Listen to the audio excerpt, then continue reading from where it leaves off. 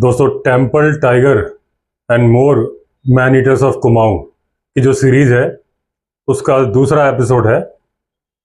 और पिछले एपिसोड में आपने देखा था कि बाला सिंह जी की डेथ हो गई थी। ये उन्होंने कॉर्बेट ने पहले बता दिया था। बाकी अब जो आज मैं स्टोरी बता रहा हूँ ये मैन ईटर की स्टोरी है और इसमें बाला सिंह है, क्योंकि ये स्टोरी पुरानी है। बाद में बाला सिंह की डेथ हुई थी। तो एक उत्तराखंड में जगह है देवीधुरा। मैं पर्सनली जानता हूँ उस जगह का, क्योंकि अपने जंगली रिजॉर्ट की ज़मीन खरीदने के पहले मैं देवीधुरा ही गया था ज़मीन देखने के लिए। बहुत सुंदर जगह है, लेकिन तब के वीडियो नहीं है, फोटोग्राफ है मेरे पास। तो बहुत ही शानदार एक तो मंदिर है, एक रॉक है जिसके बारे में अभी जिक्र आएगा, जहाँ से लेपर्ड ने किसी को खींचा।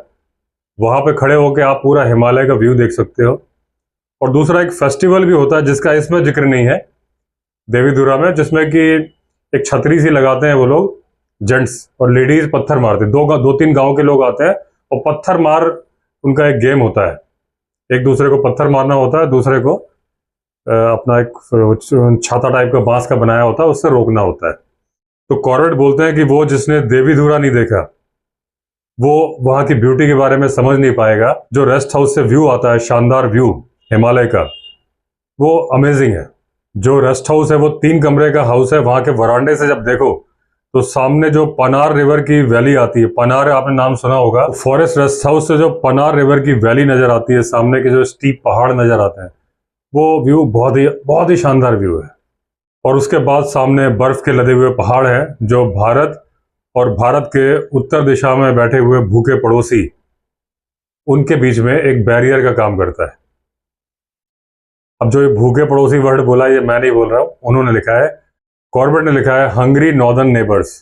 एक रोड आती है नैनीताल से, नैनीताल जो कि कुमाऊं का एडमिनिस्ट्रेटिव हेडक्वार्टर्स है, वहां से आती है लोहार घाट के लिए, और वो रोड देवीधुरा होते हुए अल्मोड़ा की तरफ जाती है। कॉर्बेट बोलते हैं कि ये पानार मैन ईटिंग लेपर्ड की खोज में जा रहे थे, जिसके बारे में ये बाद में बताएंगे। तो एक जो रोड का ओवरसियर था उसने बताया कि साहब एक आदमी को मैन ईटिंग लेपर्ड ने मार दिया देवीधुरा पे। तो ये जा रहे थे कहीं और, आ गए देवीधुरा। अब ये कॉर्बेट बोलते हैं कि पश्चिम दिशा से जो देवीधुरा की रोड है वो एकदम खड़ी चढ़ाई है। वो जिस इंसान ने भी, या ठेकेदार ने या इंजीनियर ने बनाया, उसके दिमाग में एक ही बात रही होगी कि जल्दी से जल्दी टॉप पे पहुंचा जाए। तो बहुत सारे हेयर पिन बेंड है, स्ट्रेट चढ़ाई है, तो पहुंच जाते हैं जल्दी, लेकिन चढ़ाई बहुत स्टीप है। कॉर्बेट बोलते हैं कि इस खतरनाक रास्ते को क्रॉस करके अप्रैल के महीने में मैं देवीधुरा के रेस्ट हाउस पहुंच गया था, और वहां मैं गैलन के गैलन चाय पी रहा था। एक उपमा दी उन्होंने, और बोले सामने से जो ब्रेथ टेकिंग व्यू था उसका मजा ले रहा था, उसके उन नज़ारों का आनंद ले रहा था। तब देवीधुरा मंदिर के जो पुजारी हैं वो मिलने आए कॉर्बेट से। इनसे उनकी जान पहचान तब हो गई थी जब ये Corbett Champawat man eater tiger को मार रहे थे, तब से इनकी जान पहचान थी। और चंपावत, जब आप देवीधुरा जाएंगे, जब मैं पर्सनली गया तो वहीं बोर्ड लगे हुए हैं चंपावत के, तो चंपावत डिस्ट्रिक्ट में ही आता होगा शायद, या चंपावत डिस्ट्रिक्ट वहां से नजदीक है। देवीधुरा में जगह जगह चंपावत के बोर्ड लगे हुए हैं। जो पुजारी है उनका जो रेजिडेंस है वो एक जो चट्टान है, बड़ी फेमस चट्टान है, जिसकी वजह से देवीधुरा मंदिर बनाया गया, उसकी जो परछाई आती है वो पुजारी के घर पे आती है। ये बोल रहे हैं जब मैं उस मंदिर गया था तो मैंने जो चढ़ावा चढ़ाया था, जो एक वहां का कस्टम है, वो मैंने किया था। जब मैं पर्सनली गया था देवीधुरा तो मुझे बताया गया था वहां भैंसा भी चढ़ाया जाता है। वो पूरा पाथवे बना हुआ है जिसमें से एक बहुत सकरी चट्टान है, उसमें से निकलता है भैंसा, जहां से एक आदमी भी नहीं निकल सकता, लेकिन भैंसा निकल जाता है। और वो चढ़ाने काटने वगैरह की जगह वहां बनी हुई है। जो ये बुक का नहीं पार्ट है, मैं बता रहा हूँ आपको कि वहां का बलि प्रथा वहां पे है। अब जो मंदिर के पुजारी थे और ये जिम कॉर्बेट पुराने दोस्त थे, दोनों वरांडा में बैठ के बात करने लगे, सिगरेट पीते रहे। और जो पुजारी थे उन्होंने वरांडा की दीवार पे अपनी पीठ टिका ली और आराम से बैठ गए। कॉर्बेट बोले कि वो जो पुजारी थे उनके पास भी बहुत टाइम था बैठ के बातें करने के लिए, और कॉर्बेट ने जितनी वॉक करनी थी उस दिन की वो सारी कर ली थी, इनके पास भी बहुत टाइम था। तो बोले हम पूरे दिन सिगरेट पीते रहे और बातें करते रहे। मंदिर के पुजारी से कॉर्बेट को मालूम चला कि जो इनको इन्फॉर्मेशन दी गई थी, एक आदमी मार दिया गया है, वो गलत इन्फॉर्मेशन थी। एक चरवाहा जो कि गुजर रहा था मंदिर के पास से, जाना था उसको अल्मोड़ा वगैरह, उसने पुजारी से बोला कि मैं रुक जाऊं, और उन्होंने कहा कि हाँ जी आप रुक जाओ बिल्कुल। तो वो वहां पे रात गुजारने के लिए देवीधुरा पे रुक गया था। अब रात का जब भोजन कर लिया तो वो जो चरवाहा था बोला मैं इस चट्टान पे सोऊंगा, चबूतरा बना हुआ है। तो पुजारी ने मना किया, यहाँ मत सो, अंदर सो। बोला नहीं जी मैं यहीं सोऊंगा। बोला ठीक है। अब जो वो चट्टान है जिसकी की परछाई चंद्रमा की परछाई भी मंदिर में पड़ती है, तो बोला रात का वही सीन था कि उस चट्टान की परछाई मंदिर में पड़ रही थी। उसी वक्त वो मैन ईटर जाग गया, आया, यहाँ उसको सामने लेटा हुआ शिकार मिल गया। उसने उसका पैर पकड़ के खींचा। आदमी की आंख खुली, वो एकदम चिल्लाया, और वहीं क्योंकि रात को उसने आग जलाई थी, वो सुलगती हुई लकड़ी थी वहां पे, उसने उठाई और जोर से मारी लेपर्ड के ऊपर। लेपर्ड एकदम पीछे हटा, और जैसी वो चीख की आवाज सुनी तो पुजारी भी जाग गए और एक दो आदमी और बाहर निकल आए। सारों ने भगाया तो लेपर्ड डर के भाग गया और वो आदमी बहुत माइनर इंजरीज के साथ बच गया। मंदिर के पास एक बनिया की शॉप थी, तो वो अपना नॉर्मल जो फर्स्ट एड का सामान रखते थे, उन्होंने फर्स्ट एड कर दी और वो उतने में ही ठीक हो गया।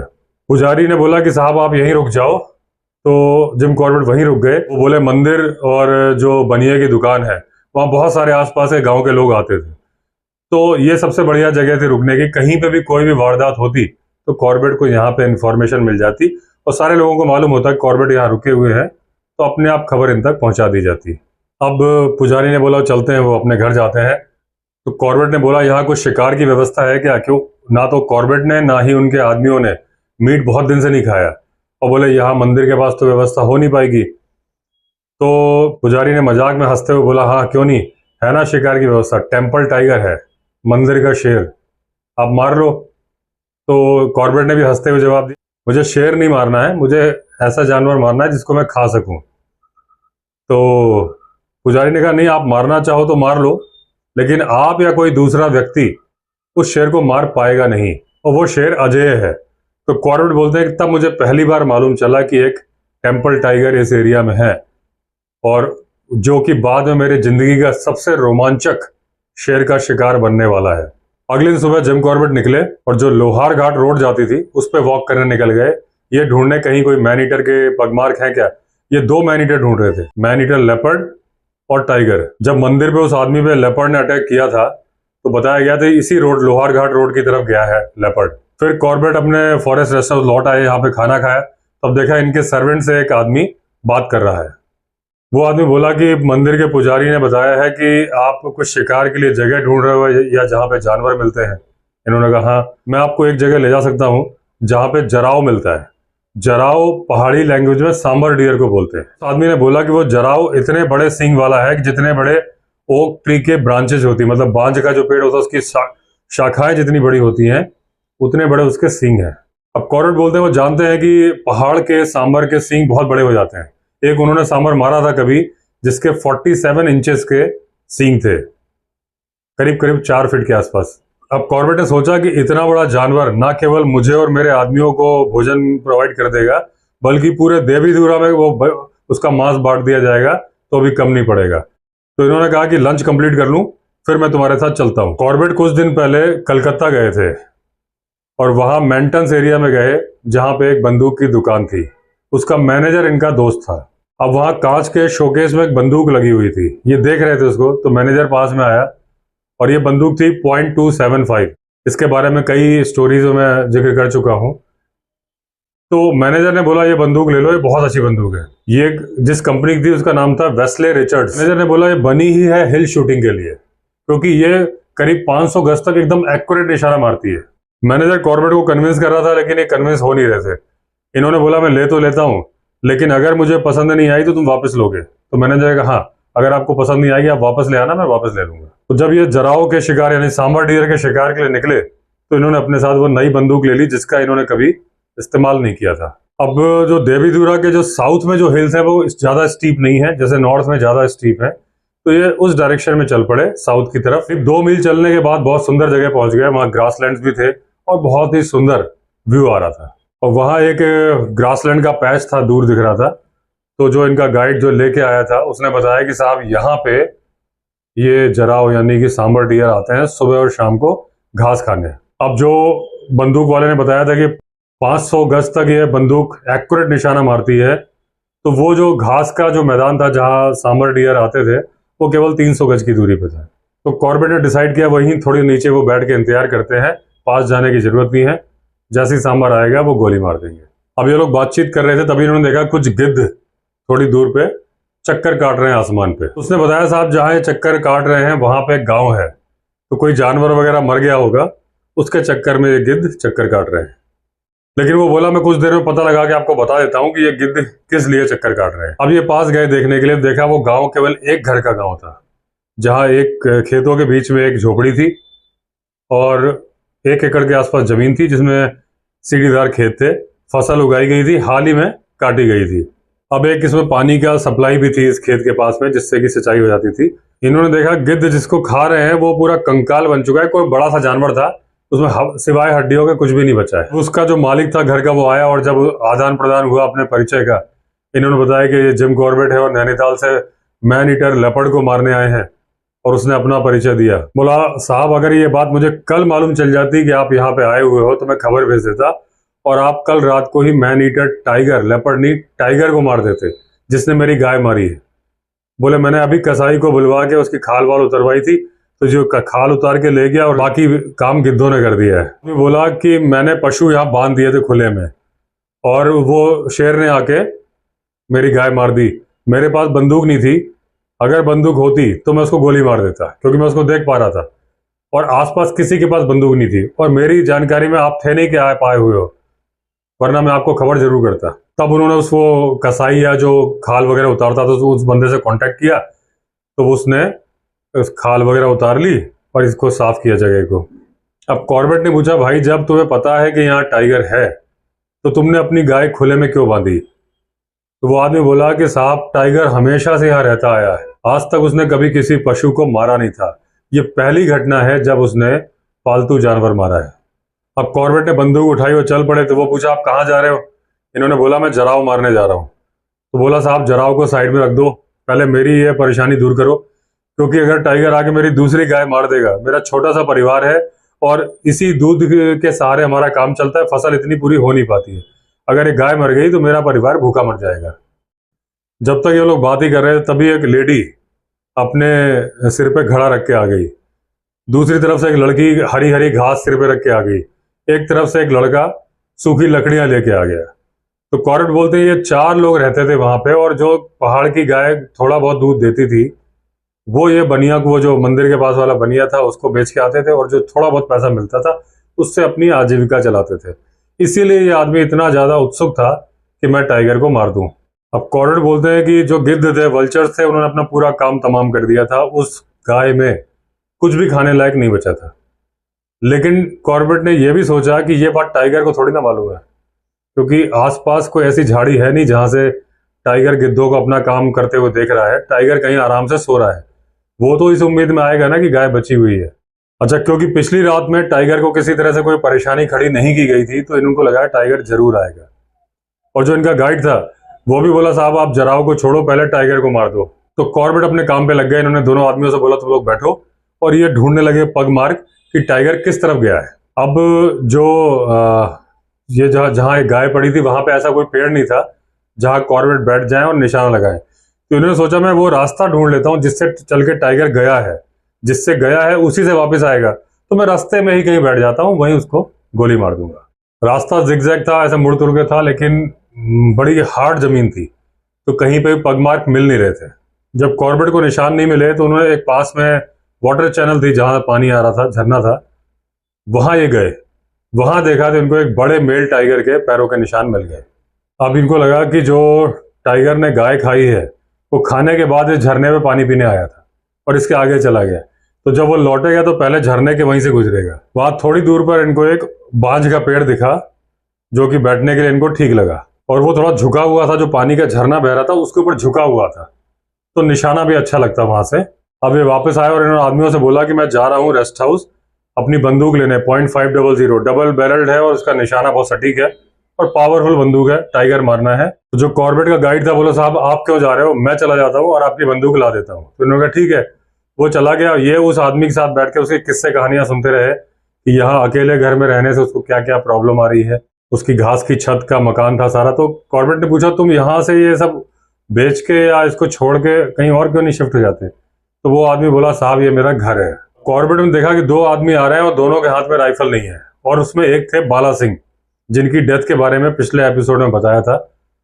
तो उनके हाथ में लालटेन बस थी, बंदूक नहीं थी। अब उन्होंने बोला साहब आपने बंदूक लाने तो भेजा, लेकिन जो उसकी गोलियां थी वो आपके सूटकेस में रखी थी और सूटकेस की आपने चाबी नहीं दी थी, तो इसलिए हम बंदूक लेके नहीं आए। तो कॉर्बेट ने कहा चलो, अब लगता है टाइगर इसी नई बंदूक .275 से ही मरेगा। अब जब ये पेड़ पे बैठे उसके पहले उन्होंने जो घर का मालिक था उसको बोला कि भाई मेरी सफलता तुम्हारे हाथ में है, अगर तुम अपने बच्चे को रोने से रोकोगे और किसी तरह का शोर शराबा नहीं होगा और अपनी वाइफ को बोलोगे कि शाम का डिनर ना बनाए क्योंकि वो डिनर बनाएगी धुआं निकलेगा, तो मुझे सक्सेस मिलेगी। अगर टाइगर नहीं आ रहा होगा तो मैं विसिल से इशारा करूंगा बाला सिंह को, वो लालटेन जला देंगे, फिर तुम्हें जो करना है करना। तो उस जो मकान का मालिक था उसने वही किया जो कॉर्बेट ने बोला था। कॉर्बेट बैठ गया अपनी पोजीशन लेके, चिड़ियों की चहचहाट, एक उल्लू भी बोल रहा था चंद्रमा उगने के पहले, एक जब सांझ ढलेगी तो अंधेरा होगा, फिर चंद्रमा उगता तो चांदनी आ जाती सामने। अब वो टाइम आ गया जब ये अंधेरा हो गया और जैसा ये इंस्ट्रक्शंस दे के आए थे हट में कोई आवाज नहीं थी, बिल्कुल ऐसा था जैसे कि डेड साइलेंस हो वहां पे। अब कॉर्बेट बड़े ध्यान से राइफल पकड़ के अपना ध्यान लगाए थे रोड में, वो सड़क पाथवे पे। इनको लग रहा था कि टाइगर इस पेड़ के नीचे से निकलेगा, और टाइगर आ गया, इनके पेड़ के नीचे से नहीं निकला, वो थोड़ा साइड से आया और जब वहां पहुंचा तो गुस्सा हो गया। उसको नहीं पता था कि गिद्धों ने वो पूरा शिकार साफ कर दिया है। कॉर्बेट बोलते हैं कि बड़ी ही धीमी आवाज में गुर्रा के उसने गालियां दी उनको, या शाप दिया गिद्धों को कि जिसने उसका मांस खा लिया था, लेकिन वो गिद्ध तो 2 घंटे पहले ही निकल लिए थे और गिद्धों ने केवल अपनी गंध वहां छोड़ी थी और कुछ भी नहीं छोड़ा था। 2-3 मिनट तक वो गुर्राता रहा, इधर उधर घूमता रहा, फिर शांति छा गई। देर बाद चंद्रमा निकल आया और चंद्रमा की चांदनी से काफी कुछ दिखने लगा। अब जो गाय की हड्डियां थी वो चंद्रमा की रोशनी में एकदम सफेद सफेद साफ चमक रही थी, लेकिन वहां टाइगर नहीं दिख रहा था। तो अब इनके होंठ जो सूख चुके थे, इनको सीटी बजानी थी, तो इन्होंने थोड़ा मॉइस्चराइज किया। अब वो पानी पी के किया कि ऐसे अपनी टंग फेर के किया, फिर उन्होंने एक हल्की सी सीटी बजाई। बाला सिंह ने सीटी सुनी और खट से लालटेन जला दी, जैसा कि जिम कॉर्बेट ने बाला सिंह को बोला था। जो हट थी उसमें लाइट जलने से और ज्यादा दिखने लगा था, तो बाला सिंह ने दरवाजा खोला और खड़े हो गए कि जिम कॉर्बेट अगला ऑर्डर क्या देते हैं। कॉर्बेट ने वो सीटी बजाने के अलावा और कोई दूसरी आवाज नहीं करी थी अभी तक। अभी इन्होंने पेड़ के नीचे देखा, चांदनी रात में बिल्कुल ठीक नीचे टाइगर खड़ा था और उसका जो दायां कंधा था वो उस तरफ था जहां बाला सिंह थे। टाइगर जो बंदूक की नोक थी और जो टाइगर का डिस्टेंस था सिर्फ 5 फीट था। मतलब ये पेड़ से बंदूक नीचे करके जो गोली मारते 5 फीट दूर पे टाइगर था। इतना इजी शॉट था इनके लिए। अब इन्होंने पहले सोचा कि साइड में गोली मारूं, फिर उनको लगा स्किन खराब हो जाएगी उसकी, तो इन्होंने टारगेट लिया जहां उसका हार्ट था। 5 फुट की दूरी से क्या दिक्कत थी, और निशाना लगा के बंदूक का ट्रिगर दबा दिया। ट्रिगर दबाया, बंदूक चली नहीं। अब ये बोले यार मैंने तो पूरी मैगजीन लगाई थी 5 कार्ट्रिज वाली, 5 कारतूस थे, फिर वो क्या चक्कर हुआ कि मैगजीन से अंदर उसके होल में नहीं गई कार्ट्रिज। ये बोले अगर पुरानी बंदूक होती तो मैं इसका लीवर हटा के उसको कर भी देता, बंदूक नहीं है, जैसे ही मैं उसका लीवर हटा के उसको खींचूंगा बहुत जोर से जो मेटल की आवाज होती है आवाज आएगी और टाइगर भाग जाएगा। तभी टाइगर ने एक जंप मारी, उछल के वो दूसरी तरफ चला गया। अब इन्होंने बाला सिंह की तरफ देखा, वो थोड़ी दूरी भी थी हट, वहां देखा तो बाला सिंह ने जैसे ही टाइगर को जंप मारते देखा तो दरवाजा जल्दी से बंद करके अंदर चले गए। इन्होंने बोले साइलेंस की कोई जरूरत नहीं थी, इन्होंने आवाज लगाई बाला सिंह को, क्या वो मुझे पेड़ से उतारो। तो बाला सिंह आए और पेड़ से उतारा। यहाँ ये देखने वाली बात है कि हम जिम कॉर्बेट को बहादुर मानते हैं, लेकिन वो आदमी कितने बहादुर थे जो इनके साथ रहते थे। आप देखो वो पेड़ पे चढ़े थे, टाइगर अभी अभी कूद के भागा है और इनके आवाज लगाने पे वो इनको पेड़ से उतारने आ गए जहां टाइगर घूम रहा है आसपास। अब जब वापस आके उन्होंने राइफल चेक करी, कार्ट्रिज चेक करी, देखा तो उसके अंदर गोली थी, लोडेड थी वो राइफल। मतलब ऐसा नहीं कि कोई ये गोली गई नहीं थी उसके अंदर। फिर ये बोला कि जब बंदूक में गोली थी वो चली क्यों नहीं। अब इनको ध्यान आया कि जब वो बंदूक खरीद रहे थे तो मैनेजर ने बोला था इसका ट्रिगर 2 बार दबाना पड़ता है, ये डबल सेफ्टी फीचर के साथ है। ये बोले ये पता नहीं क्या नई इंप्रूवमेंट डाल दी, मैं यूज टू नहीं था, भूल गया, ट्रिगर को 1 बार नहीं 2 बार दबाना था। जब इन्होंने बाला सिंह को बताया कि भाई ये कहानी हो गई और मैं टाइगर को नहीं मार पाया जो कि मुझसे 5 फुट की दूरी पे था, तो बाला सिंह ने खुद को दोष दिया। वो बोले सर अगर मैं कारतूस जो आपके सूटकेस में बंद थे उसकी जगह पूरा सूटकेस उठा के ले आता तो ये प्रॉब्लम नहीं आती। ये बात मेरे दिमाग में नहीं आई कि सूटकेस की चाबी मेरे पास नहीं, लेकिन अलमारी थोड़ी थी, सूटकेस था, उसको तो उठाया जा सकता था। उस वक्त तो कॉर्बेट ने बोला हाँ यार तुम ठीक बोल रहे हो, लेकिन बाद में कॉर्बेट को लग रहा था कि जिस तरह की सिली मिस्टेक इन्होंने करी है, तो अगर वो .500 बंदूक भी होती तो कोई भरोसा नहीं था कि ये टाइगर को उस वक्त मार पाते। अगले दिन सुबह फॉरेस्ट रेस्ट हाउस से फिर जिम कॉर्बेट निकले घूमने के लिए, और जब लौट के आए तो देखा एक बहुत ही उत्तेजित इंसान बैठा हुआ है और बोल रहा है साहब टाइगर ने मेरी गाय मार दी, आप इसको मारो, क्योंकि मेरे जीवन का सहारा ये गाय थी। और ये ठीक उस जगह मारी थी जहां कॉर्बेट बैठे थे, उससे थोड़ा ही आगे वो इसकी गाय चल रही थी और गाय को मार दिया, बछड़ा बचा है। अब वो बोल रहा मेरा बछड़ा भी मर जाएगा क्योंकि दूसरी कोई भी गाय दूध नहीं दे रही है। अब कॉर्बेट ने बोला कि कल तो टाइगर की किस्मत काम कर रही थी, आज नहीं काम करेगी, और इस गाय को मारने के लिए टाइगर को मरना होगा। बोले यहाँ पे पशुधन बहुत बड़ी आजीविका का साधन है और इस गरीब आदमी के लिए ये गाय का जाना बहुत भारी नुकसान है। अब वो आदमी वेट करता रहा जब तक ये खाना खा रहे थे, फिर ये साथ चले और इनके आदमियों ने सामान ले लिया मचान बनाने के हिसाब से और उस आदमी के साथ साथ चल पड़े। अब रास्ते में उस आदमी ने जगह दिखाई कि जहां इनकी गाय घास चल रही थी और बाकी दूसरे जानवर भी घास चल रहे थे, और शेर ने हमला किया। कॉर्बेट टाइगर सामने वैली की तरफ से आ रहा था और उसने पहले गाय मारी, तब तक में बाकी जानवर नीचे भाग के चले गए। अब उस जगह इनको देखने जाना था जहाँ गाय पड़ी थी, और बीच में जो घना जंगल टाइप का था वहां टाइगर के बैठे होने की पूरी संभावना थी। तो कॉर्बेट बोले मैं टाइगर को डिस्टर्ब नहीं करना चाहता था ताकि वो हटे नहीं वहां से, तो एक लंबा सा राउंड लेके गए जहां गाय पड़ी हुई थी। अब जिस जगह गाय को मारा था वहां खूब सारा खून पड़ा था, वहां से घसीटने के निशान थे। करीब 200 गज तक टाइगर ने गाय को घसीटा था। फिर एक पहाड़ी नाला था, उसमें ले गया, उसमें थोड़ा पानी भी था, और उसे थोड़ा ऊंचाई की तरफ ले गया। वहां पे उसने गाय को रख दिया था ताकि वो गिद्धों से बचा रहे। एक दिन पहले उसका शिकार गिद्ध खा चुके थे। सुबह 10 बजे टाइगर ने शिकार मारा था और उसे पता था दिन के टाइम पे गिद्ध पक्का निगाह रख लेंगे, इसलिए उसने छुपाया था। फिर जो पगमार से दिखा उसके बाद वो वैली में नीचे की तरफ गया था। अब ये पगमार तो फॉलो कर रहे थे, लेकिन बोल रहे थे बड़ा ध्यान रखना पड़ रहा था क्योंकि ये नहीं पता था टाइगर कहाँ छुपा होगा और जरा सी गलती टाइगर अपनी जगह छोड़ के चला जाता। उन्होंने उस जगह का पूरा बखान किया है कि कैसे वहां पे टहनियां उगी हुई थी, 10-10, 12 फीट की टहनियां थी, एक छेद था जहां से पानी निकल रहा था, और उस जगह पे ले जाके उसने अपने शिकार को छुपाया था। लेकिन टाइगर ने शिकार को जरा सा भी नहीं खाया था। मतलब उसने डिसाइड किया था कि जब वो आराम से बैठेगा तसल्ली के साथ खाएगा। अब ये पेड़ ढूंढने लगे तो 2-4 बांज के पेड़ थे, लेकिन उन पर चढ़ना पॉसिबल नहीं था जो उनकी पोजीशन थी, और कोई ढंग का पेड़ था नहीं जिससे कि उस शिकार पे नजर रखी जा सके। तो एक सदाबहार पेड़ है जो था एक जगह पे, जिसमें कि काफी अच्छी शाखाएं निकली हुई थी, ब्रांचेस थी, और उसमें 6 फीट की हाइट पे इतनी मजबूत एक डाल थी जिसमें कॉर्बेट बैठ सकते थे। इन्होंने डिसाइड किया ये वहां बैठेंगे। इस साथ वाले दोनों आदमियों ने ऑब्जेक्शन किया कि साहब 6 फीट, टाइगर 8 फीट तक खड़ा हो जाता है, आप 6 फीट पे बैठ रहे हो।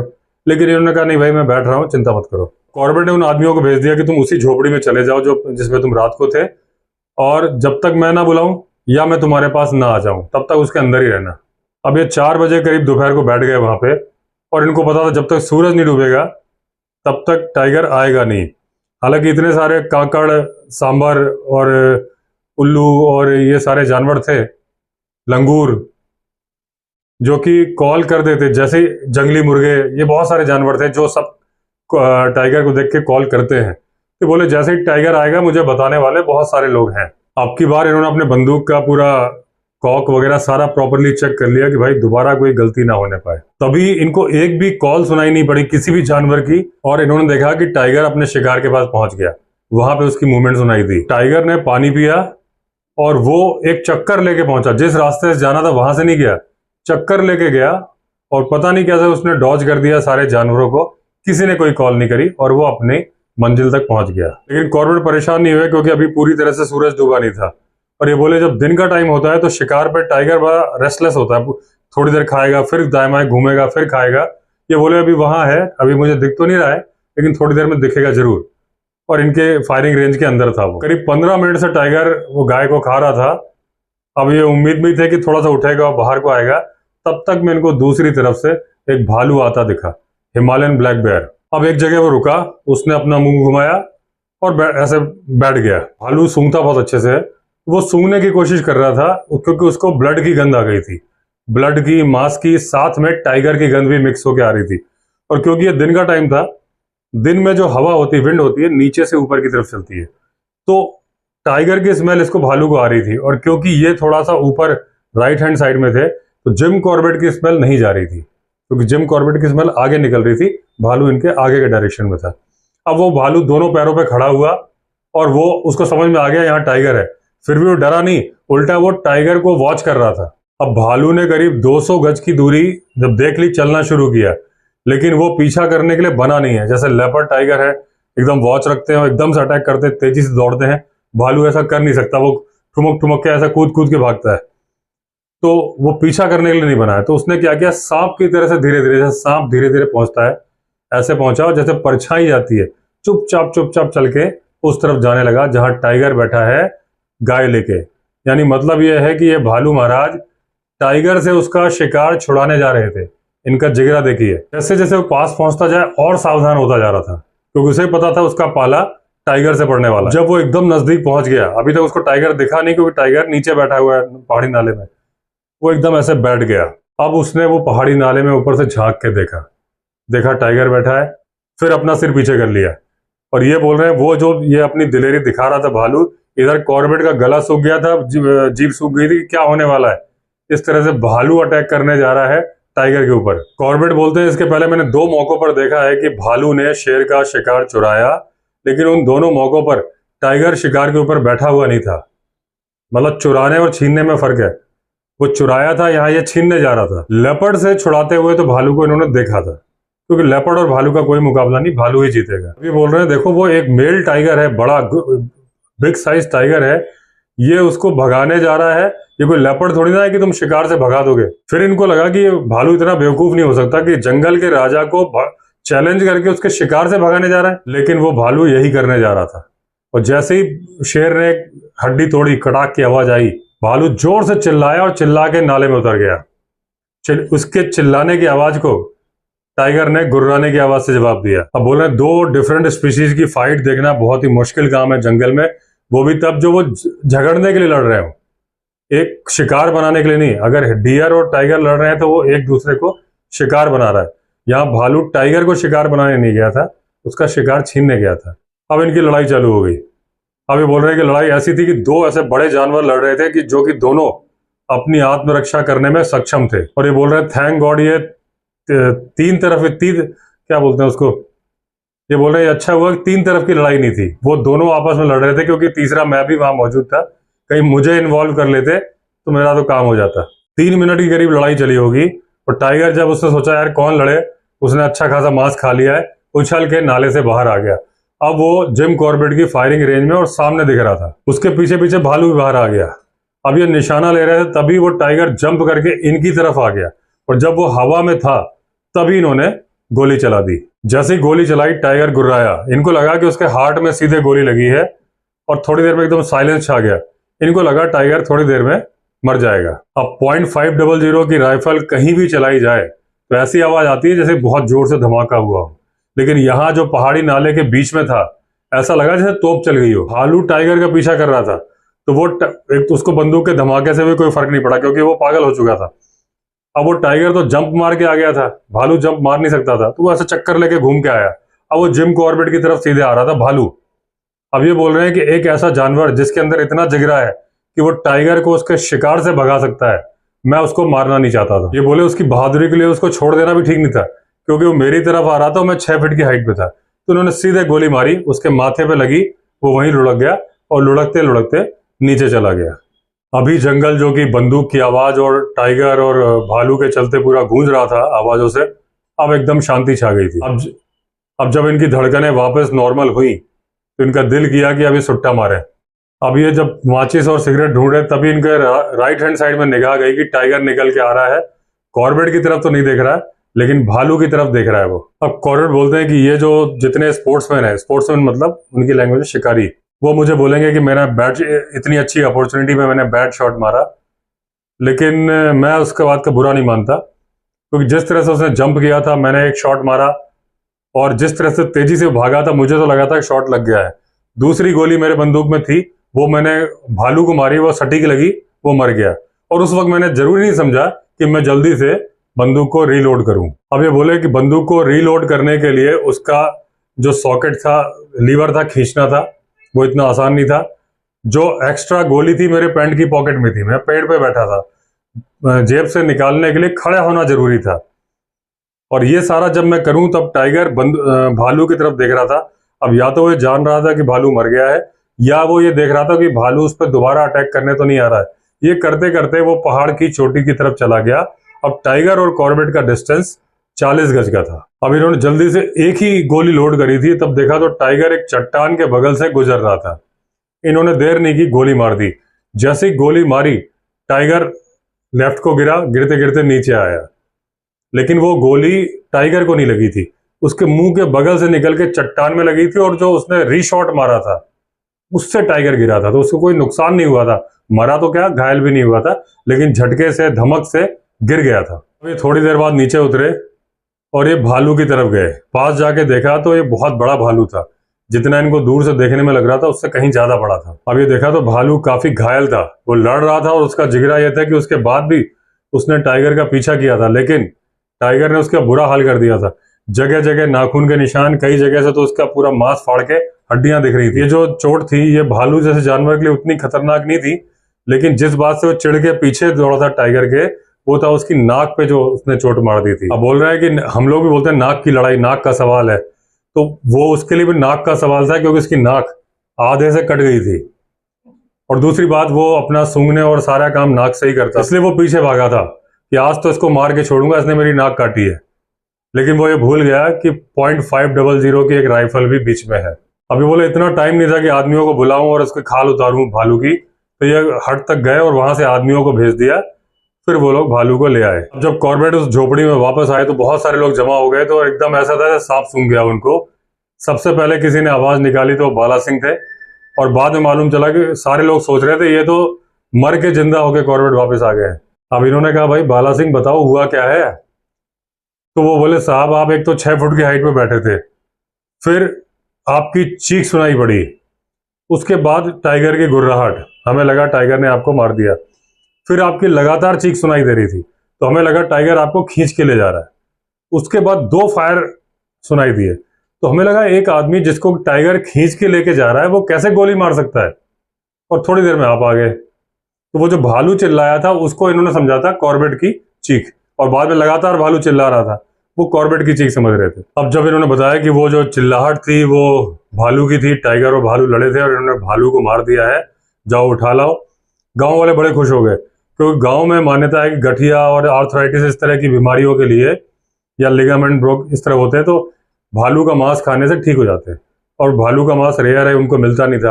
ये बोले तुम लोग ले आओ, मांस मुझे नहीं चाहिए, मुझे केवल स्किन चाहिए। तो और खुश हो गए। अब सुबह जब इन्होंने स्किन उतारनी शुरू करी भालू की, तो बहुत सारे लोग जमा थे वहां पे।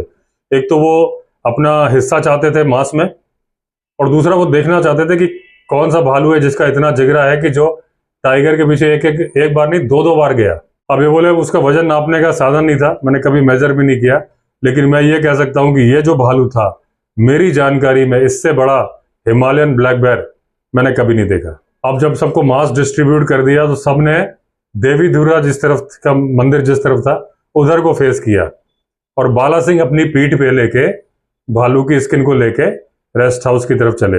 अब टाइगर अपने उस किल को खाने के लिए नहीं आया, और आता भी क्यों, जहां उस पर गोली से हमला हुआ था, वो पागल थोड़ी था जो आता। तो फिर गिद्धों को भोजन मिला और गिद्धों ने उसे साफ कर दिया। तो दोस्तों आज उस दिन, कल मैंने एक पार्ट सुनाया था, आज 4th पार्ट खत्म हो गया, अब कल 5th शुरू होगा। तो आज 3 पार्ट मैंने कवर किए, बाकी अगले हिस्से में। तो अगर आपने चैनल सब्सक्राइब नहीं किया है तो चैनल सब्सक्राइब कर दीजिए। चलिए फिर मिलते हैं अगले वीडियो में, तब तक के लिए all the best. Vande Mataram.